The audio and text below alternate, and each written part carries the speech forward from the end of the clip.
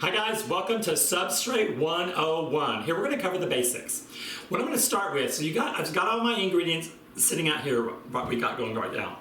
What I'm going to start with first though is security of your substrate from bugs and pests.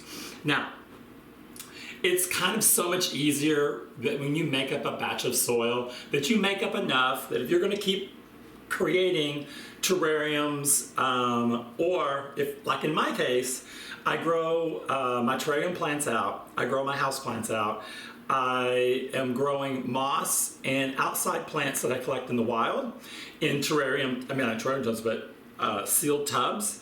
And then I'm also growing aquatic plants in immersed soil in sealed tubs in a humid condition. So I've got this going not only into my terrariums, but my tubs for my house plants, my tubs for my terrarium plants, and then also my wild plants and moss that I collect in nature, and then for my aquatic plants that I'm growing in soil. So I wanted one recipe across the board, and I'm having really good luck with it. So this kind of works for me. There's always a different recipe out there. Take it for what you will. Give it a try. If it doesn't work for you, try something else. But as far as keeping it secure, let's talk about the container. Now, this is a tub, and it has the handle so it doesn't close. The downside is this does not have a seal. And I can tell you from 100% fact that gnats, if you get them into your area where you're keeping your soil, they will find their way in here because they're not originally sealed. So they can just skimmy on inside there, lay the eggs, escape, live out their life cycle, and then you've got an endless supply of gnats, which is what you do not want. Because once they get into something, it's impossible to get them out of it. I mean, it truly is. And don't get me started on the apple cider vinegar thing, that's useless. So what I did was, this is packing material that I put in around the lid. I cut it in strips, put it on top of the tub, and then to put the lid on top of that. Then when you close it, it is airtight. That's the beauty of this. So even if you have tubs like this and you want to use them, and also another benefit, it makes it more of a humid environment if you're growing something in the tubs. But that will keep the gnats from getting into your soil. So another important thing is when you're mixing your ingredients up, if you've got a gnat inside the location, you watch it like a hawk because you don't want it getting into anything and contaminate it while you've got your back turned and you're putting your components together.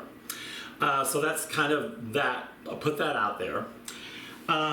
So for me, my substrate drainage layer is going to be my pea gravel. And my least expensive place to get pea gravel right now is Home Depot. And so I just keep a 5-gallon bag of that around.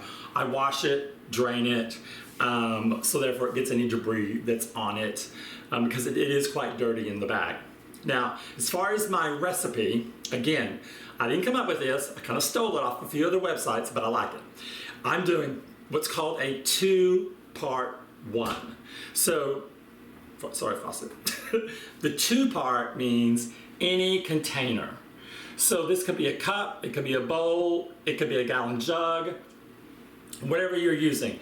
That just knows that you got 2 scoops, 2 cups, 2 bowls, 2 gallons of sphagnum moss, and I'm using the 1 ratio for everything else. There's some out there that will go as low as like half of that. That's just up to you. For me, it's easier. I just automatically know in my head, 2, 1. And I bought these bowls on purpose so that when I dole it all out, I know everything is even and I can just go from there. But the first thing you've got is the cocoa fiber. And what I like about this is a beautiful color. And sometimes if I'm not going to top it off, I may use a little bit more cocoa fiber because it really brightens up the top layer, especially if you're going to put moss and stuff around there, and it really, really bangs off of that. It's really cool.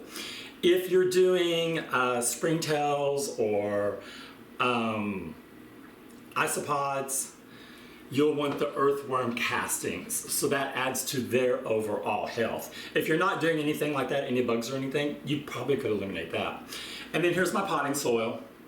I bump around between organic or whatever's the cheapest, as long as I know it's either organic or something that I've used before. I get them from different places. I get them from Walmart and I get them from Home Depot. Lowe's is a much further drive for me to go. And then reptile bark. That helps in, because you want your substrate layer to not be compacted, and so that really helps with keeping it aerated, which is what you want. You want a healthy substrate so your plants can thrive.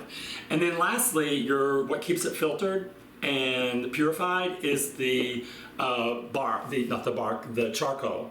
Now, this is the charcoal flakes. I don't like because it releases too much dust in the air. So I had been using before little pellets. You can get the briquettes, the fire briquettes, like from any store, and then just break them up with a hammer because they're way too big. I tried that, and that is really messy. So I like the pellets because you can pour those out and there's very little dust that's getting into the air. But just remember, 2 for 1 for me. You can modify this down. Just remember, you want to control the environment where your substrate's going to go. I hope this helps. If you got any questions, put them in the comments. I will also link my Amazon cart that shows every one of these products, and you can see at the last time I had to purchase them and what they cost me. Anyway, thanks for watching.